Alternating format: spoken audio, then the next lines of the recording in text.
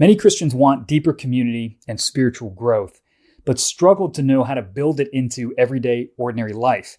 On this episode, Paul Gutacker joins us to discuss his book, Practicing Life Together, to explore how intentional spiritual practices shape both personal and communal faith. And he uses the image of a rule of life as a trellis to show how habits like prayer, shared meals, and study and Sabbath give structure and encouragement to Christian living. This is a conversation about forming a life with God together over time. Enjoy this episode. You're listening to That'll Preach. On this show, we've got two Pauls today. We have my co-host Paul Rizkala, back from a long absence, but we also have, more importantly, a greater Paul. We have Paul Gutacker joining us from Baylor University. Paul is the executive director of Brazos Fellows there in Baylor, and we are so grateful to have you on the show today. Great to be with you guys. Thanks for having me on. So you've written a book, Practicing Life Together, A Common Rule for Christian Growth, and this is something that I really enjoyed reading. It tackles a question that I think a lot of pastors, ministers, and leaders, and Christians just in general are facing right now, which is how do you live a faithful life together as a community in a world that is all about isolation, careers, efficiency, all these types of things where being part of a community is a very, very difficult thing to do. You know, there's all these critiques about individualism and things like that. And one of the things you talk about in this book is that real Christian formation, the formation that has worked through the ages, is something that happens in community, not in isolation, not online, but something that happens with real flesh and blood, concrete people sharing rhythms of life, all these types of things. So I'm excited to have this conversation. Grateful that you're here with us. Yeah, same. I think you're right that there is this sense everybody knows that community matters and that it's good, and then we kind of feel stuck about what to do with that. And so, some of our experience in community has definitely shaped this. And I feel like the book, in a lot of ways, is the story of a community, not just of sort of me and my wife or something. Well, Paul Rizkala. So I'm gonna have to figure out. We've got Paul Rizkala, Paul Gutacker. People listening are just gonna have to figure it out. We'll figure out some kind of terminology. But Paul, you were with Paul in Waco for a little bit, and you experienced some of these the dinners with the fellows, and you experienced some of what this book is talking about. And so, do you have any background information? What was it like for you, kind of living out what is written in this book? Well, I wouldn't say that I was living out the book. I was something of a interested spectator from the outside, curious about the They project. didn't invite you, Paul. Just say they didn't invite That's you. right. That's right. Yeah. I'm just trying to embarrass you. Standing right outside the windows, everybody's eating inside. Like, I want to experience formation. Yeah, exactly. It's interesting. Brian, we joke about having a commune, right? With some of the guys. With other people, not just me and Paul, okay? Just with other people being a part of the commune. And here Paul G was doing this experiment, which it wasn't a full-on commune, but it incorporated elements of the things that I found most attractive. The eating meals together, sharing life together, doing the daily office, having families get together, and just being really tightly knit and interwoven into each other's lives with a structure, with a rule of life. I didn't have the vocabulary for it at the time. Then I thought, okay, this is trying to replicate and retrieve some of those ancient church resources for just doing the Christian life well. And so it was an interesting project. I wasn't, initially I was like, what is this supposed to be a solution to? Is it just like is this trying to help people discover what their vocation is? Is this trying to do something deeper and set a template for or be a model for other parishes and communities to follow? How expansive was the idea? Was the vision that, hey, look, this is something that all Christians should do? Because when we think about rule of life, we think about like the Benedictines, we think about monks and monasteries and seclusion and removal from daily life and things like that. But it seemed like you were trying to bring that and make it much more normalized every day.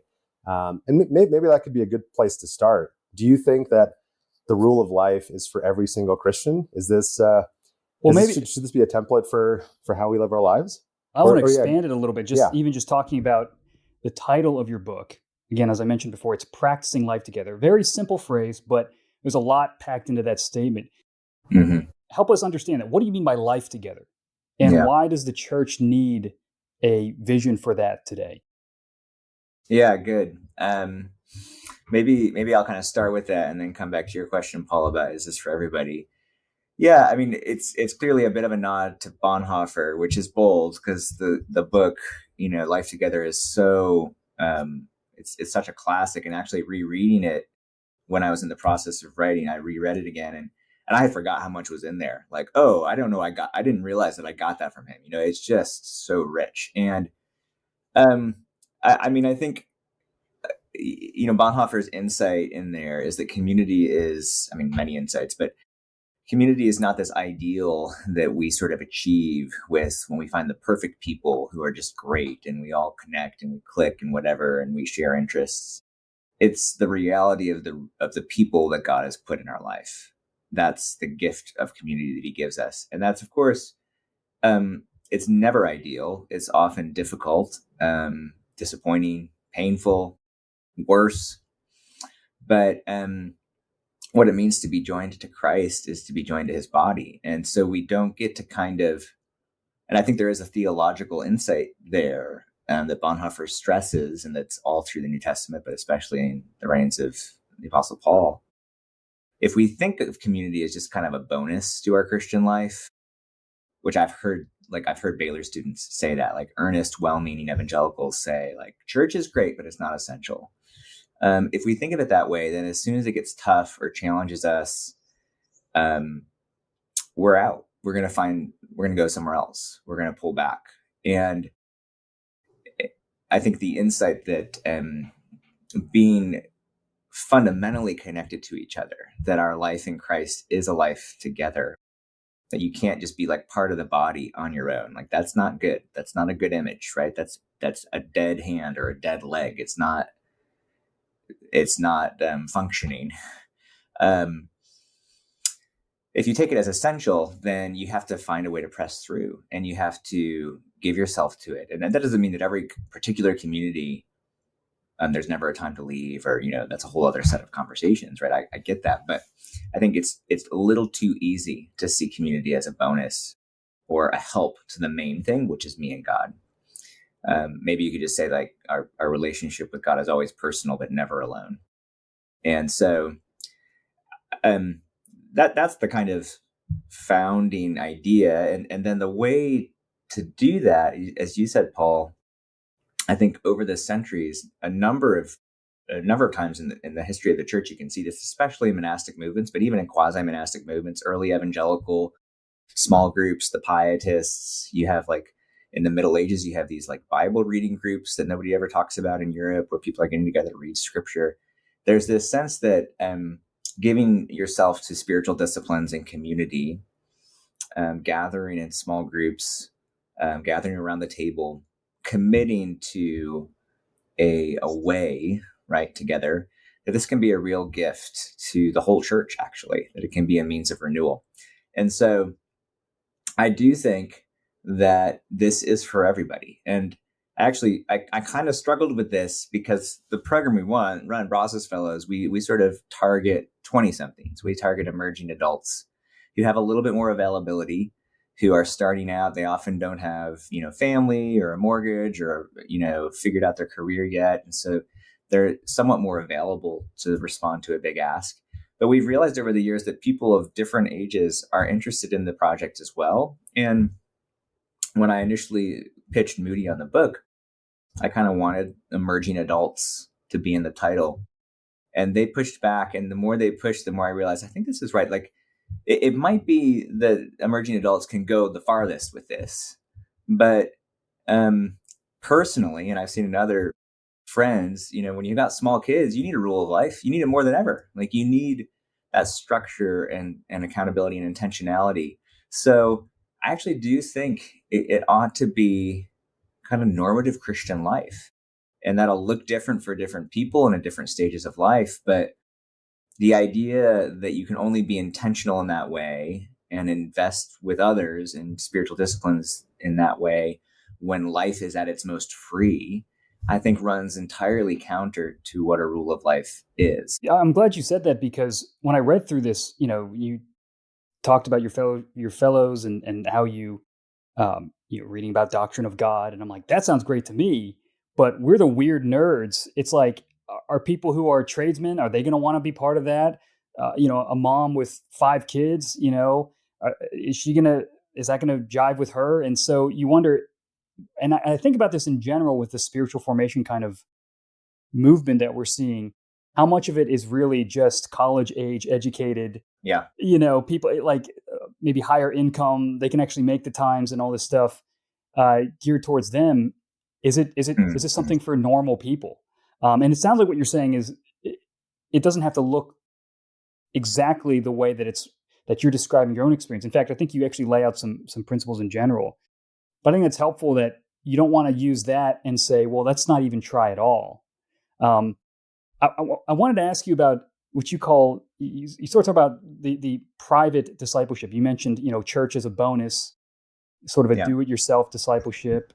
Yeah. And you think about a lot of believers, it's podcasts, it's books, online influencers. Those are the people sort of curating the spiritual life for people. How does this undermine some of the communal practices that you're arguing for? Yeah. I mean, I think it's a real danger. I think there's a sense in which it's an old one, right?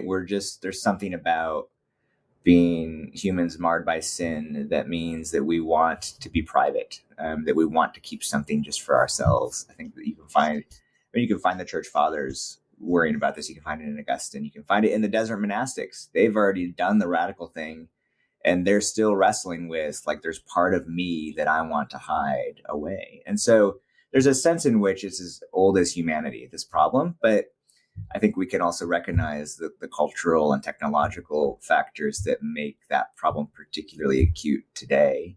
I love the renewed interest in rule of life. There's a bunch of good books. I see Baylor students reading these books at the Pinewood coffee shop. It's retrieving some of that monastic wisdom. It's kind of Dallas Willard stuff, right? It's let's give the Christian life is more than just God forgives me. He wants you to grow and grow in love. And so that's good. But there is a concern that if you're doing that on your own and you're kind of curating your own private, like, blend of spiritually uplifting stuff for yourself, it's just one more way of doing this modern project of self-realization and achievement. And it's all about kind of your own, what works for you. And so I don't want to knock it too much. Like, I think it's good, but it'd be even better if it was couched within the local church and if it was a communal project. I think historically rules of life were usually common projects. They weren't like, hey, let me figure out my own rule. It was, well, here's the rule of St. Benedict. Do you want to live by it? We're doing that over here. So there was structure and accountability and authority. And some of that is a little bit harder to figure out, like, how does that work if you're just doing your own personal rule of life, personal spiritual discipline stuff? And how can that stuff, I mean, the spiritual danger is that you feel like you're getting an A+ for Jesus and you're ticking the boxes and you're crushing it and God is happy with you and it becomes a source of pride. Making it a common project doesn't protect against all the vices that you could fall into, but I think it really does work against at least pride. It should.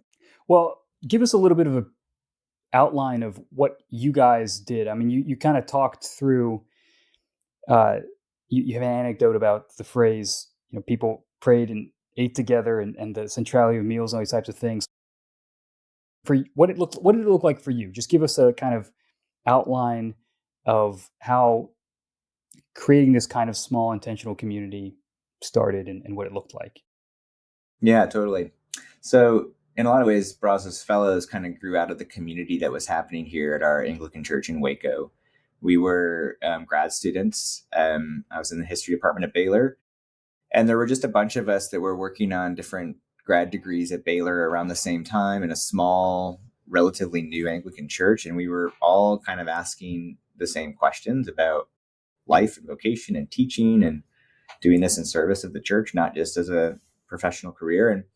And we just started doing things like having dinner and long conversation once a month and praying the daily office together, praying morning prayer on weekdays. And it was just this really natural and kind of wonderful cohort of like-minded people. And then it kind of dawned on us that there was a real hunger for that sort of thing coming out of undergrad, that the students we knew really craved that kind of belonging and support as they figured out, like, what should life look like now that I'm out of the home, now that I've kind of finished the natural kind of, most people go off to college, and I'm faced with all these possibilities, but all these pressures. Like, what is life supposed to be like? And so we just started talking about what it would look like to put together a kind of common rule that invited people into community that would support them in that vocational discernment. And so the main sort of components of it were pretty straightforward: praying the daily office together, mostly morning prayer together, evening prayer mostly on our own, but every weekday getting together for the morning office, studying the great tradition. So really immersing ourselves in some of the great thinkers and texts of the Christian past, and doing that just for the love of learning, like no degree, no credit. And sharing life together. So weekly dinners, gathering around the table to know and be known by each other. And then Sabbath practice. So learning to receive the gift of rest and to delight in God's goodness to us. And a few other things are in the program. There's other kind of components, but that's the basic structure. It's kind of a rhythm of work and prayer and study. And we kind of threw it out there, and there was immediately a response. Students wanted it. So, and often why they wanted it was this sense that they could only get so far using their own willpower and their own kind of, honestly, it's usually a cycle of guilt, right? It's like, I know I should do that. I should pray more. I should read scripture more. I feel really bad when I haven't in a long time, so I do it. And then I feel fine. And then I don't do it for a while, and then I feel really bad, so I do it. That they were tired coming out of college of that sort of cycle. And they just wanted to commit to something that would be a real commitment. So that's where it came from. And we're now in our 8th cohort of fellows, and it's been really neat to see the fruit of that over the years, what 9 months in that kind of communal rhythm can really do for people. Is it structured to be temporary, like only for a certain time? Yeah, it is. And it's an interesting question, right? About the kind of pros and cons of that. One of the big advantages is that you can make a bigger ask because it's a limited one. So, I mean, it would be hard to sustain what the fellows are doing, for like year after year after year. But they can kind of give themselves to it for 9 months. I do think that the next question is then, how does that translate to the rest of life? So you don't want it to just be this immersive experience that you then kind of leave behind. And actually, it's one of the reasons why I'm glad the fellows don't live in a common house. They live around town, and some of them live together. But if we just have like a study house where everybody lived for a year, I think it'd be too easy when you move out to say, well, that's how life works there, but I can't do that. And because they are working a job in Waco, they work part-time, because they're part of the normal parish life, because they're paying for rent, I think it actually helps them imagine, some of this can become the structure of my life. Maybe not every part, certainly not the study. We're doing a lot of study.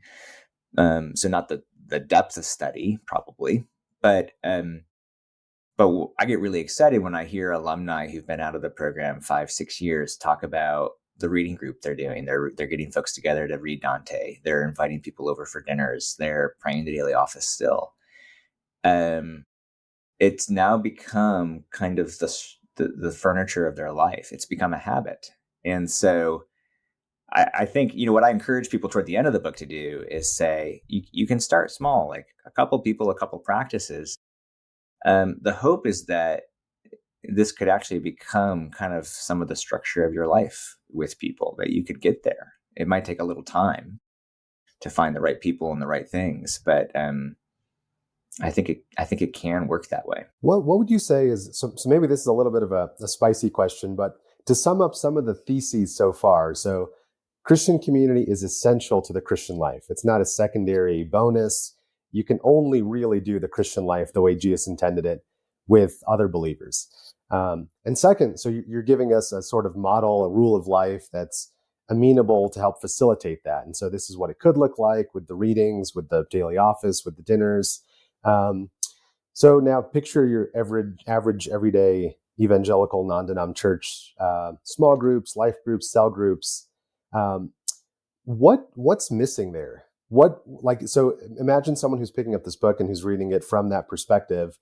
What would be some of the biggest takeaways that you'd want them to do? Is it just sort of like you want them to transform how they see the role of community in their life? Do you want them to add more structured prayers as opposed to spontaneous prayers? What's the sort of like practical takeaway here? I have so many things I want them to do differently, Paul. No, I don't know that I do. I mean, I've been part of some of these before over the years, and they can be really good. And so,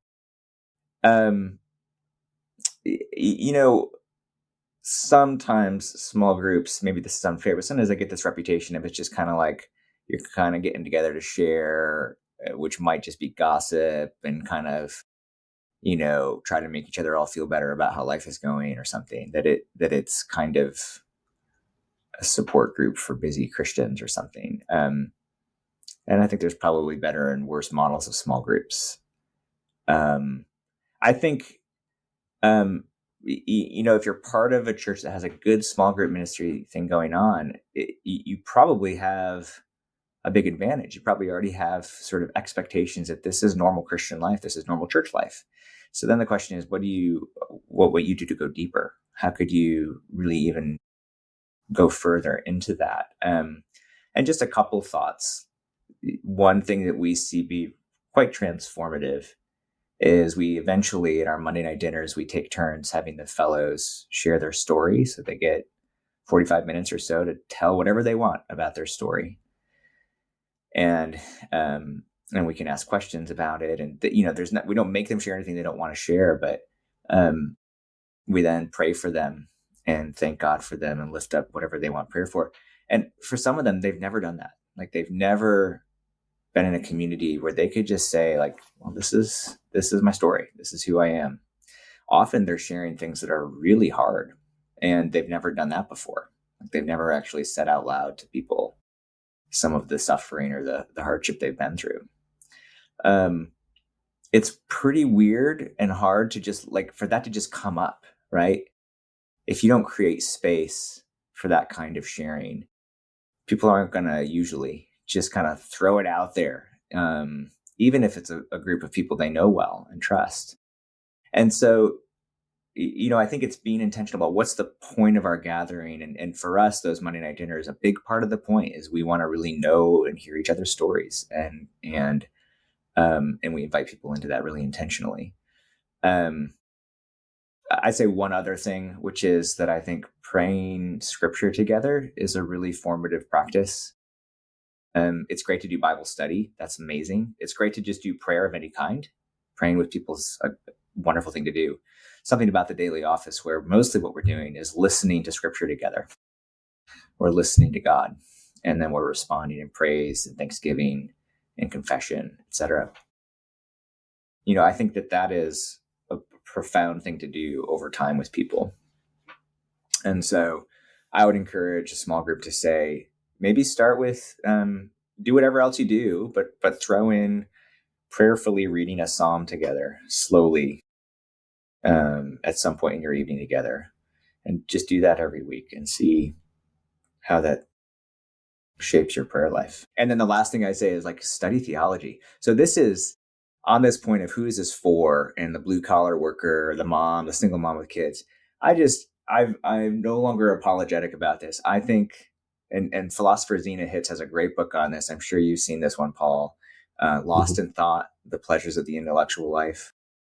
And she just explodes this myth that it's like only the super smart people or the privileged people or the people with advanced degrees that can do serious intellectual work.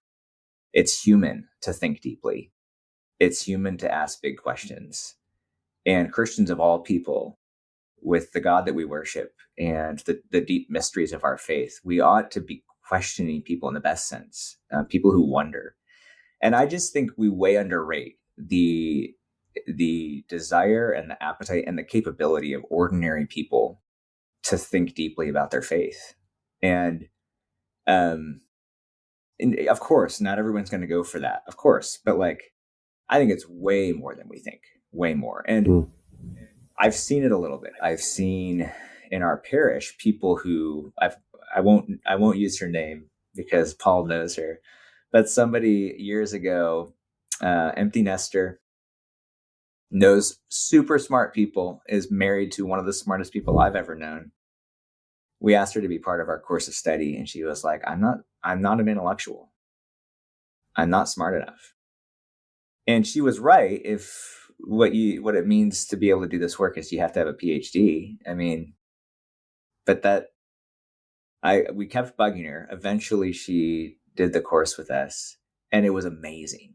And she ate it up, and she wrestled out loud, and she voiced her struggles and her questions. And we all learned more because she was in the room. At the end of the year, she gave this little presentation on what she learned. And she called it like, picking up the breadcrumbs under the table, just gathering up a few crumbs. And the way she summarized our course was the best summary I've ever heard anybody give. I mean, it was brilliant. And now she's leading a group of folks in our church and reading Robert Louis Wilkins, studying the church fathers, just lay people doing like serious historical theology. And I think people are way more ready for that than they think they are because of how we've made that just a thing for the professionals. And I no longer apologize for I do think that literate Christians can do this and would benefit. They benefit spiritually and theologically. So you've been talking a lot about how everyone's, in a sense, a person that can be engaged with these deep truths. And I think sometimes there's a fear where you don't want them to go into heresy. You don't want them to say something crazy. And I think there's got to be oversight.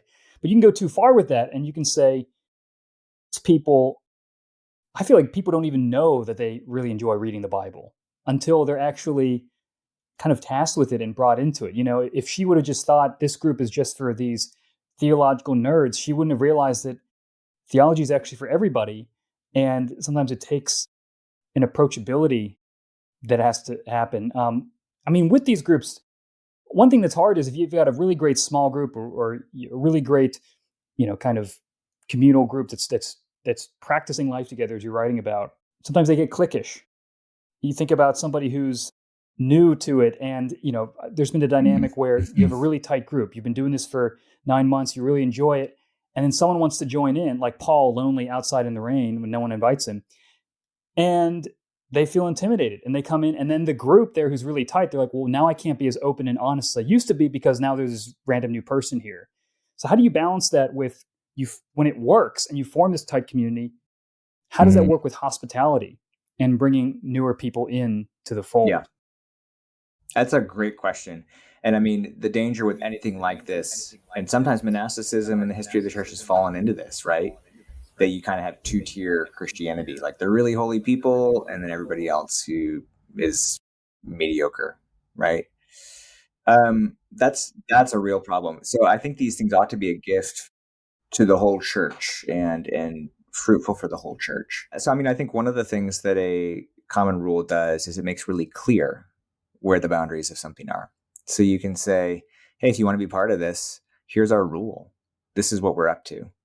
It's not about perfect performance, but it's about a really clear intentionality. And I do think that sometimes small group models get weird because it's not quite clear what the point is and what it's for and what the expectation are. And a rule of life is the opposite. It's let's just say out loud what we're doing and why. I think it can help to put some limits on it, right? Like, hey, let's do this for a semester. Let's do it for 3 months and see how it goes. And then we're going to reevaluate. And it's going to be okay if people need to kind of shift or move on. And and people can join in. But I think those are ways of handling it. And then the other way to do it is to say, what are things that you're doing as a group that are closed because you can share more, you can trust, and what are things that other people can come in and out of. So for the Brazos Fellows, anybody can come to morning prayer. It's open, and plenty of people come. For some of our seminars, we open those up to the church, and anybody that wants to come do the reading and come attend is welcome. For some of the more kind of, we're sharing our story, like that's really just for the community. And so I think it's a great question to ask. If you're doing this and you're doing it intensely, how can it be a blessing to others, even if they can't be kind of a full-fledged part of the project? So the practicing part of life together, you talked about praying the Lord's Prayer together, the morning office, which is basically just written prayers and a structure to kind of organize your time together and read scripture together and all these types of things. So there's a huge focus on those kind of common spiritual practices. You also talk about eating a lot. Can you talk a little bit about the role of meals? It's everywhere in scripture. Almost anything of importance that happens in the Bible happens around a meal. There's a lot of concern about what you're eating, who you're eating with. Jesus, of course, flaunts a lot of people's expectations in this regard. And when we gather around the table, we're reminded of God's provision, that we're reminded of the basic fact that we're creatures that depend on him. And there's an intimacy that comes with eating together. So I do think it's kind of not optional, actually, for deep, lasting community. Like, I think it doesn't have to be the only thing you do or the thing you do every time you're together, but I think you are going to want to share table fellowship if you're doing robust community. And I think scripture attests to that too. The Holy Spirit comes at Pentecost in Acts 2. A whole bunch of people are converted by Peter's sermon. And then the next thing you know, it talks about the fruit of these conversions, and what they're doing is they're getting together daily in each other's homes, breaking bread. And so it's just kind of basic Christian life together, to gather around the table.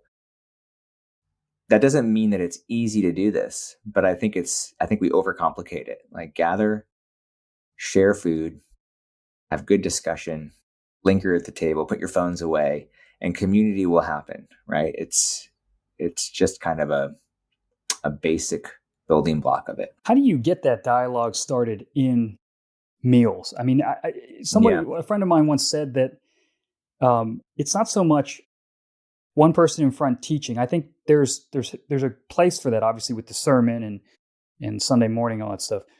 But at a dinner table, there are people listening into conversations. There's people just passively kind of hearing how people are talking about their home life and how they think about the Bible and how they think about, family and worship and all these types of things. What are some ways to spur on that kind of conversation that goes beyond just, let's talk about sports, let's talk about the weather over a meal? What are some ways you've seen that have been effective in that area? Yeah, it's so good. I mean, one really simple thing is you find ways to make sure everybody says something. And the way to do that is just to have certain kinds of questions that you're going to go around the table and answer, right? So in our community, we share highs and lows most weeks. And it's real simple and brief, but it gives people a little window to be able to share about something great, about something hard that they might not just bring up on their own. And it ensures that everybody shares a little bit about what's going on. It doesn't take long. It doesn't take more than 10 minutes. But I'd say the other thing is to set some expectations about, what we're here for is to learn how not to just share what we've got on our mind, but we're here to learn how to listen. So I think you can model that. I think you can teach it. And that is such a key practice to keep it from becoming kind of, either just kind of trite conversation or somebody dominating or somebody feeling like their job is to point out how everybody else should be thinking or living. Cultivating really intentional listening to each other around the table. And then, from there, it's, finding something that is worth attending to together, whether that's a really good book that you're going to slowly read together, or scripture, or a deep theological question. You got to put something in the center for you all to consider together, and it should be something worth considering, not just easily understood or easily moved on from. Yeah. I'm curious what you've done, Brian, with that regard in terms of discussions. That's a difficult one. I mean, I think with small groups, they all kind of have a life of their own in a sense. I feel like, Totally. they kind of take on the interests of whoever's leading it. In our small group, I've started to go through J.I. Packer's little books ones on, the Lord's Prayer. Just week by week we discuss, and then we use the Lord's Prayer in our actual breakouts with the guys and the girls. They break off, and then we pray together, and we try to use that as a guide. And I think I've emphasized less and less the discussion time as the main thing. We have Bible studies, but I think it's more that you can have a short kind of teaching or something from a book, basic, just talking, just to get things started, but keeping it short and sweet, and then going to the praying together. And a lot of our groups have incorporated meals. Some of them do them weekly. And I think the ones that do them weekly, that you can start to see they gel a lot faster. And so I think adding and incorporating meals has been a huge aspect of it. But when I read books like this, I read another book. Do you know Alex Fogelman? Oh yeah. Yeah, I had him on, and I read Making Disciples, and I'm like, oh, this is great stuff. And I read yours, and you get excited. Then you're just kind of like, man, how do you? It almost feels like it's impossible to actually implement it. You're just like, do you need to have like a 10-week class on this? Do you need to do a conference? Like it just feels like there's so many big ideas, and in some ways, it's so against our intuitions that it's almost like, how do you? And you don't want to do whiplash. You don't want to just like suddenly implement. We're all going to do this thing together. So maybe what are those practical steps if you're thinking about a church that's trying to implement this? What's like the first that first kind of chipping away at this first move toward cultivating something like this? Yeah, it's such a good question. I mean, I think you do have to teach some about it. You have to talk about what a rule of life is and isn't. It's not a list of do's and don'ts. It's not, if you'll get in trouble if you don't do these. It's a structure that creates space for the Holy Spirit to work. It's making ourselves available for the Spirit to work. So you have to teach a little bit about what a rule is and isn't. You have to teach a little bit about spiritual disciplines, potentially. And hopefully kind of cultivate this vision for what St. Paul writes about, that, like an athlete training for the Olympics, we ought to be that serious and intentional about our life with God, and sort of listening to where the hunger is for people, right? Do they want that? Do they want structure and support to go deeper and to grow? If they don't desire growth, then don't bother, right?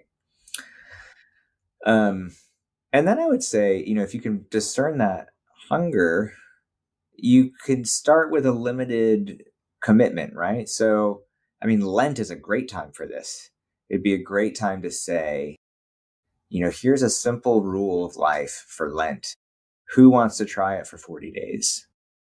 And we'll keep each other accountable. And here's the things. It doesn't have to be exhaustive. It doesn't have to be like a full-time, change everything about your life, but some simple things, which probably should include some denials, some negation, not just adding things to your life, but letting go of some things for a season, and see how that goes. Like, try a little experiment for Lent or Advent, for that matter.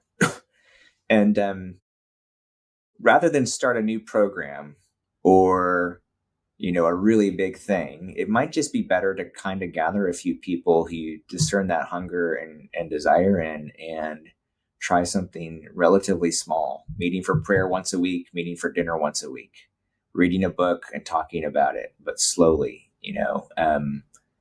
2 or 3 things in a rule, and say, who wants to try this? If it's Lent, a fasting component to the rule would be great. Is the rule of life, you're really just talking about like sort of writing out what you're going to intentionally do. So I think you talk about in your Brazos fellowship, you had the 30-minute daily morning prayer, and then you had a weekly meal.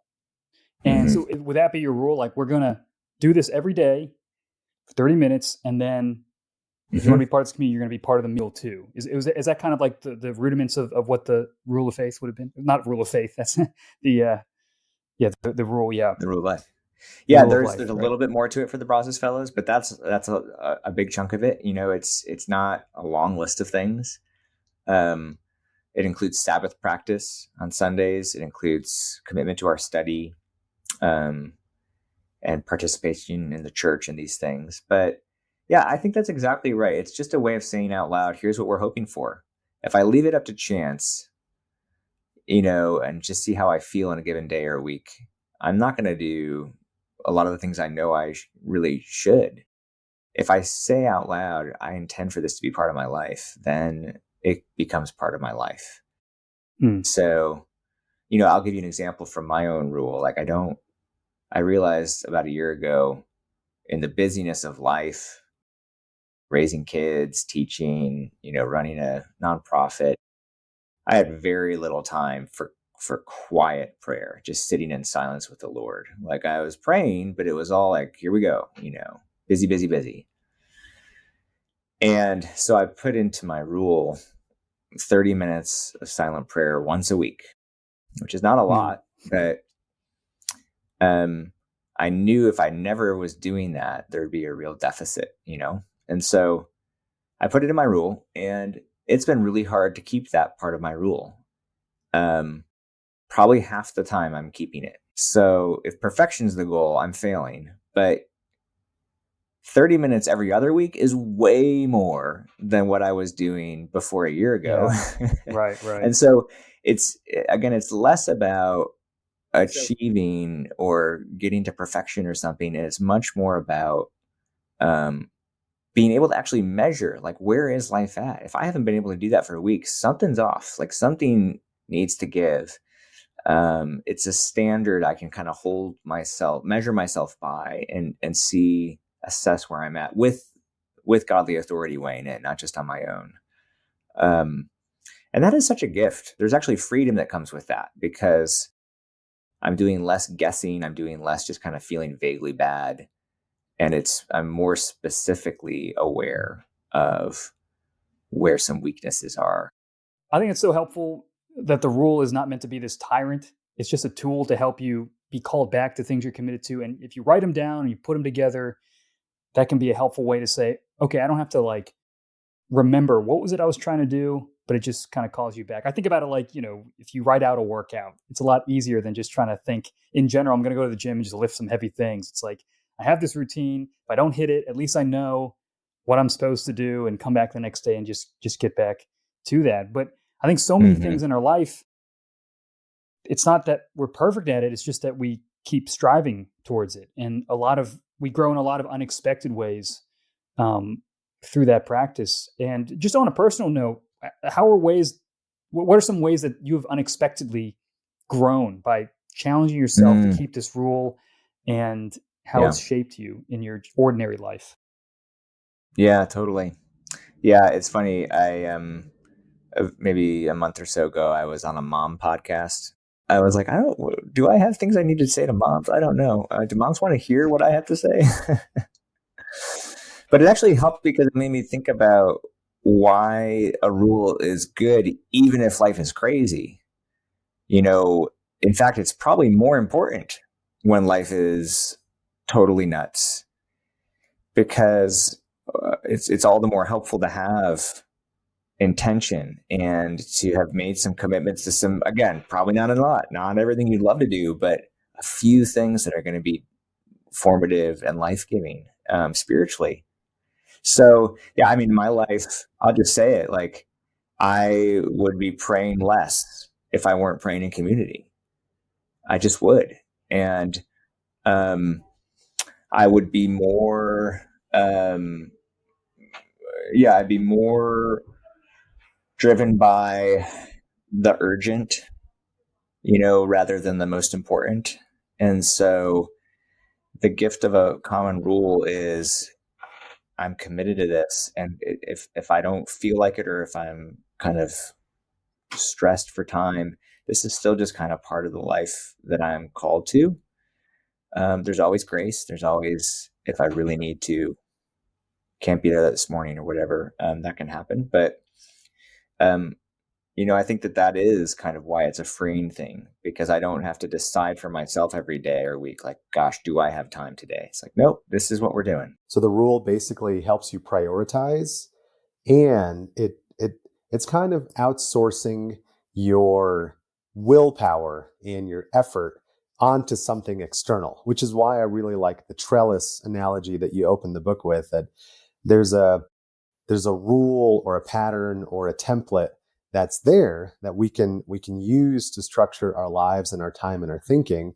And so that I don't have to every single day, every single hour decide, like you just, do I have the time to pray? Do I have the time to read?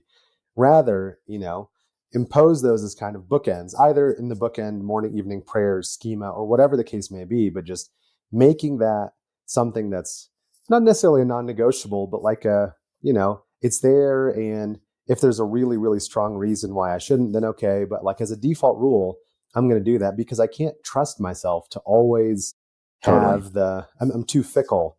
My desires and my willpower is not always consistent. And this is almost like the value of a habit. Like a good habit is you outsourcing individual decision making so you don't have to do it in the spur of the moment every single time. You've got something that you can rely on. And I think that's really helpful. And it really, one of the things I really liked about the book was the connection between freedom and rule. And it's really counterintuitive notion to the modern mind. Not just to sort of evangelicals, but like I think American culture in general. Freedom is not, restriction is antithetical to freedom. But that's because that conception of freedom is one where it's just do whatever you want. But if as a Christian we have a conception of freedom where it's about pursuing the good and loving Jesus and loving people, then you need structures to help you actualize that. And so the rule of life is only going to help you make your Christian life better. And if you just rely on the freedom approach in the sort of, American individualistic sense, you might actually do some damage to your faith because, like you said, without the community, without the rule, how many of us is actually going to pray and practice the disciplines and without the rhythms of the church calendar? Yeah.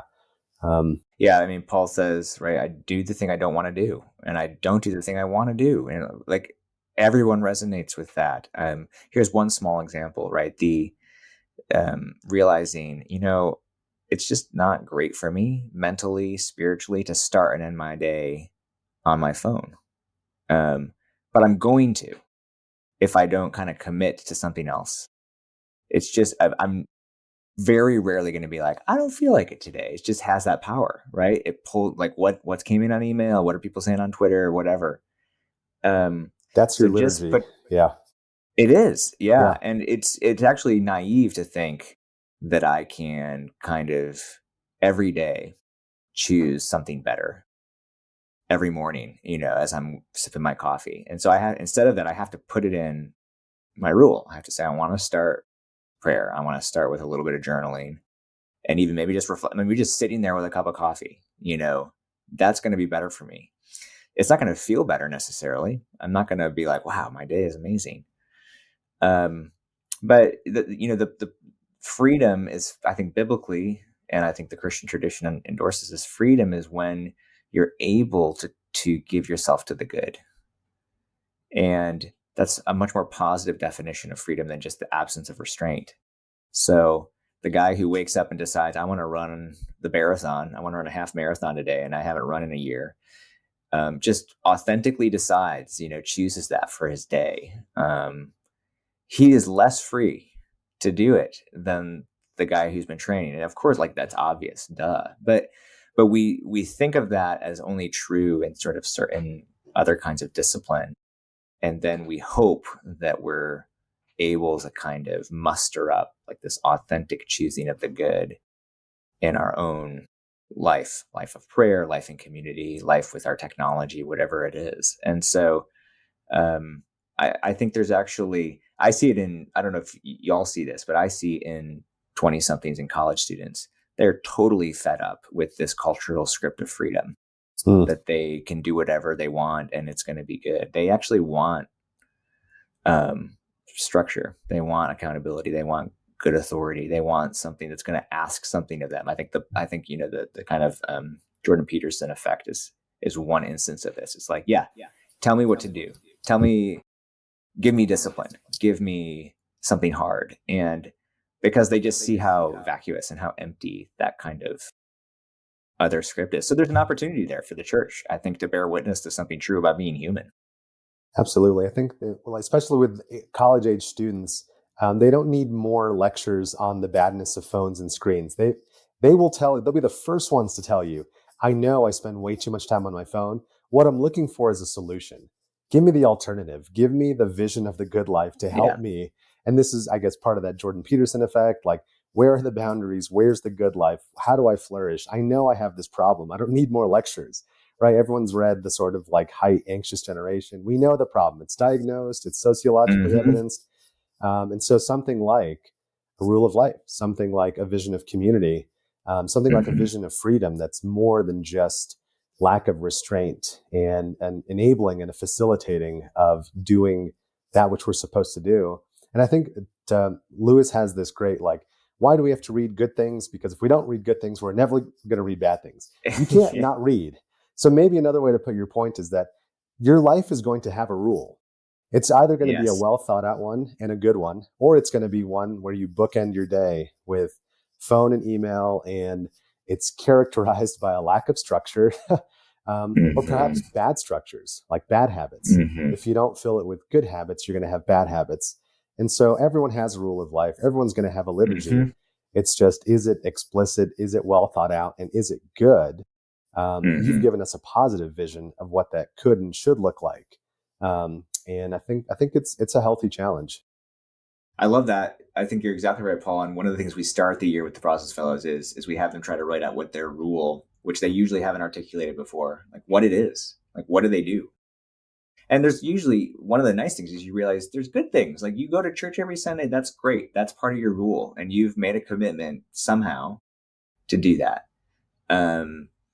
But then, you can realize sort of with that, when you don't put it on paper, when you don't see it in writing, the kind of basic commitments that feel sometimes like you don't have any other choice. But when you put them down, you can realize you could make a change. You could do something different. And especially if you don't do it alone. Like it is hard to change on your own. It really is. It's a lot easier if you sit around the room and say, we all know that we want more. So what's something good that we could choose to do together? And it's a way of sharing that burden and not just trying to kind of will yourself to a better life, a better walk with God. Paul G, how do you adapt this for a family? How do you adapt this for families who want to do this with other families, but man, kids are sick, nobody's sleeping, you got 9 extracurricular activities. Even when you try to cut them down, you still got a couple. School is hard. You got a teenager, a 10-year-old, a 2-year-old, whatever, all the craziness of life. People already feel maxed out. What could this look like with a group of families? Yeah. Well, I'll tell you what I told the Other Mom podcast, which is you just got to love your kids better. Just be amazing and love them. You're not enough, and try hard, Christian harder. Yeah. Exactly. No. Yeah. It's not the same, right? I mean, it's hard in different ways. It's also a gift. So, I mean, we have 4 kids, they're young and they get to share a lot of this life with the fellows. And that means that we have less time for extended adult conversation when we're together. And it also means so many other gifts. And so I think the first thing is that you take Bonhoeffer's line about community and you extend it to kids. Children are always a blessing. That's the basic truth. And some of the ways they're a blessing can be painful. You can realize how unsanctified you are as a parent. But I do think I'll just double down on what I said before, which is it's because life is so crazy and seems so out of control that having those commitments helps. So for years now, we've had a group of friends and we just meet on Friday nights for dinner. We take turns bringing the food. We have young kids. Almost every week, there's one family that can't make it. Like, that's typical. But over the months, most of us see most of us, and we get to spend quality time together in ways that we wouldn't if we were just hoping we could find an ideal time for everybody. So again, it's like the commitment makes it way easier to navigate the difficulty and chaos and busyness. I think we kind of get that exactly backward. We think once life isn't crazy, I could make that kind of commitment, as opposed to what are the things that we don't care how crazy a semester goes or a school year goes. We want it to be part of our life. Let's commit to it up front. We won't be perfect, but it'll be better than nothing. That is, I think, the sort of monastic insight there, which is you commit to the most important things and then you let life kind of fill around those. So yeah, I hope I'm really realistic about that. I mean, it's often noisier and more chaotic. I mean, just the other day we had to go get flu shots right before Fellows Monday night dinner. It did not go well for many reasons, lots of tears. We ended up rolling back home. Dinner was not ready. The house was not clean. And they were coming in our door. The fellows were coming in our door 5 minutes later. And we just kind of looked at each other and we go, this is where we're at. This is what life looks like today for the Gutackers. Did that feel good? No. Am I learning how unsanctified I am in that moment? Yes. And yet we opened the door and they pitched in and we sat down to dinner a little late and it was real community. That inviting people into that is a gift. Families need single people to come into their messy life and be community with them. Single people need that too. And it's just going to be imperfect and messy. And now I sound totally like a mom blogger, right? Like I'm just a hot mess who loves Jesus and coffee, but have a really life. That's the subtitle to your book. Which I thought was an interesting marketing move. Oh, these are great thoughts. Paul Gutacker, not Paul Rezkala. Yeah, obviously. Yeah, not as great of thoughts. And I encourage people to get this book just because there are a lot of practical things here. And I know, we want to be overly pragmatic, but you do talk about just kind of the simple ways in which you can start to cultivate this. And I think it's one of those things where you didn't have it all together when you started this. You probably just started and tried a few things and stuck with them and then made tweaks. And I think that that's an important thing. And you even talk a little bit about that in the book, in terms of just, the things that you have to say no to, the things that start to develop over time, the unexpected fruit that came out of it. And so I hope it's an encouragement to people listening, because it certainly was to me. Paul, do you have any final thoughts on this? I was going to say, I love the, like the teaching, writing principles, show, don't tell. I loved how in a lot of the practical steps and here's how to actualize this and make it tractable, you throw in like a prayer from Anselm or a George Herbert poem, or here's an anecdote from Cyprian, and you're illustrating the value of the reading, of the daily office, of the steeping in tradition, not just in here are ways to go about and get yourself into the tradition, but you're like actually giving the anecdotes and the spiritual insights and the prayers and the poetry in a way that didn't feel like it was almost surreptitious. I was like, whoa, now I dog-eared all of these. I never dog-eared my books, but I was like, I got to go back and follow up this. Where did Cyprian say this? And this prayer of Anselm, I want to print it out and put it up in my office, and just little things like that. You made me want to read more poetry. I love Herbert, but now Gerard Manley Hopkins, you said he's got more vivid descriptions. I'm like, all right, I want to go read some of that. So maybe Brian and I will do a podcast on poetry and Christianity. Brian's like, no, never. His face is. Can't do that. Nope. Too non-denominational. You Anglicans do that. Too non-denom for that. No. It's funny, Paul. You're like, you don't. Paul actually, he doesn't dog your books. He actually just rips it out with his teeth, just a little edge of it. That's right. It's a really bizarre practice he has. But read, Mark, learn and inwardly digest. Yeah, he's taking it too literally. Paul's a literalist. But yeah, and we didn't even get into all that. But I think regarding the tradition, because that's another great aspect of this book. You do mention a lot of the church fathers. You mentioned Cyprian. You talk about Augustine. All the some different saints from the past. And there are very moving kind of moments in the book where you recount just how much the faithful Christians of the past valued this kind of community, and sometimes it was just out of necessity, But there's something to be gained from looking in the past, and I think Lewis talks about that. C.S. Lewis about it reveals our blind spots essentially in the present.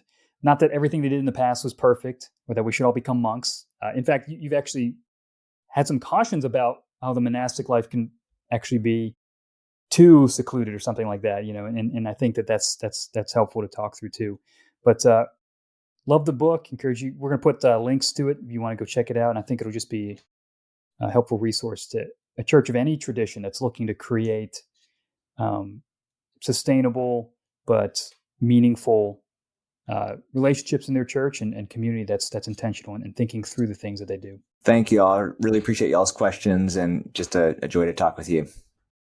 If this episode encouraged you or gave you something to think about, the best way to help us keep conversations like this coming is to leave a 5-star rating and a quick review.